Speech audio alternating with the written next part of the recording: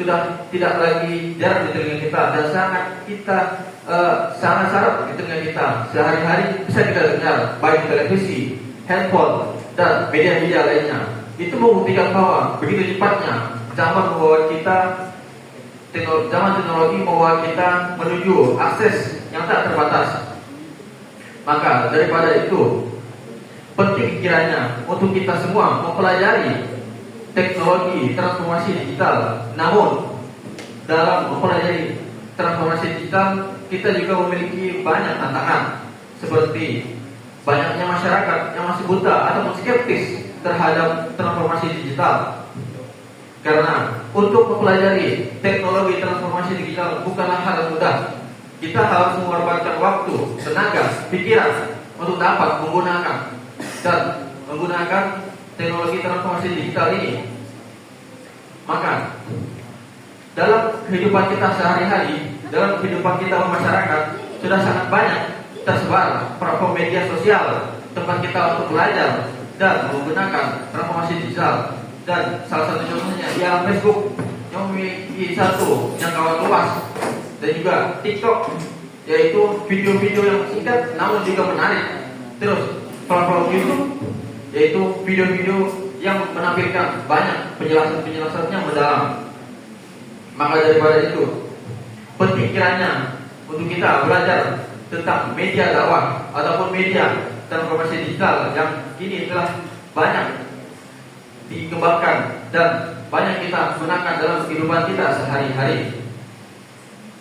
Transformasi digital bukan hanya memberikan manfaat dan informasi, namun juga transformasi digital ini memberikan banyak tantangan terhadap kita. Contoh saja, berita hoax. Ini merupakan salah satu kerugian ataupun kekurangan daripada transformasi digital. Karena dengan adanya penyebaran transformasi digital atau data informasi yang sangat cepat, orang-orang bisa saja melakukan tindak kejahatan atau tindak kriminal lewat media sosial. Maka daripada itu, untuk teman-teman sekalian dan para juri sekalian untuk berhati-hati dalam menerima dan menyaring data informasi.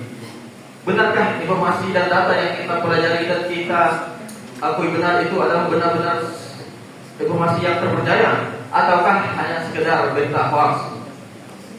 Dan juga kerugian daripada transformasi digital ini ialah tempat orang ataupun dipergunakan untuk orang-orang berselisih. Seperti yang kita ketahui, banyak netizen ataupun media-media sosial dalam contohnya Facebook dan TikTok menggunakan komentar-komentar pada waktu yang tidak baik, yaitu digunakan untuk berselisih, memiliki sedikit ilmu, lalu digunakan untuk berselisih antar sesama. Dan yang lebih menyedihkannya adalah yang dilakukan perselisihan ini dilakukan oleh umat-umat beragama. Itulah kerugian yang diberikan oleh transformasi digital. Dan juga kerugian yang ketiga ialah keamanan data cyber. Banyak di antara kita dan yang kita lihat dalam kehidupan kita sehari-hari bahwa data ataupun akun kita itu dicuri oleh orang yang bernama hacker ataupun orang yang memiliki pekerjaan sebagai hacking. Hal ini merupakan salah satu kerugian yang diberikan oleh transformasi digital, karena data yang kita miliki seharusnya adalah data privasi kita. Namun ada beberapa kecolongan dan kekurangan daripada media sosial ini membuat kita dicuri, ataupun ada beberapa golongan yang memiliki pekerjaan untuk mencuri dan merusak data-data informasi yang kita miliki. Lalu teknologi digital ini juga didukung oleh beberapa teknologi seperti cloud computing.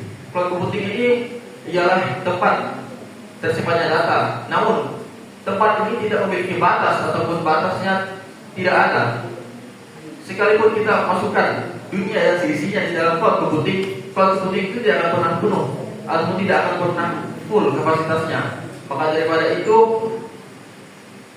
banyak informasi yang perlu kita saring dan kita pelajari pada era transformasi digital ini. Selain itu, transformasi digital juga didukung oleh teknologi lain seperti AI ataupun artificial intelligence yang kita kenal sebagai kecerdasan buatan, yaitu teknologi yang bisa menyamai atau mungkin lebih pintar daripada manusia pada sekarang, karena banyak informasi yang diberikan dan diinputkan ke dalam artificial intelligence. Dan juga yang ketiga, teknologi digital ini didukung oleh blockchain, yang mana blockchain ini lebih sering kita dengar pada dunia kripto, yaitu tempat untuk menjaga akun ataupun privasi kita agar tidak dilakukan ataupun tidak dilakukan pencurian.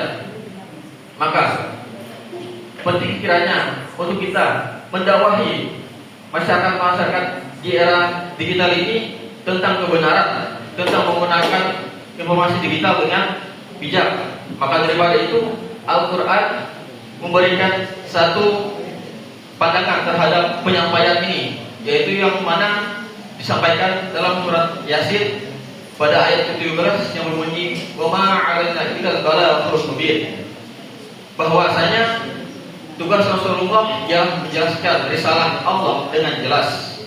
Maka daripada itu, jelaslah untuk kita dapat dan harus bijak memilih risalah ataupun pesan-pesan yang ada dalam dunia transformasi digital. Maka daripada itu, kesimpulannya adalah transformasi digital ini mempercepat data informasi, baik berupa tulisan, rekaman suara maupun video. Maka daripada bentuk-bentuk tersebut, kita harus dapat memilih dan memilah mana yang benar dan dari mana sumbernya. Mungkin sekian yang dapat saya sampaikan. Kurang lebihnya saya mohon maaf. Wassalamualaikum warahmatullahi wabarakatuh.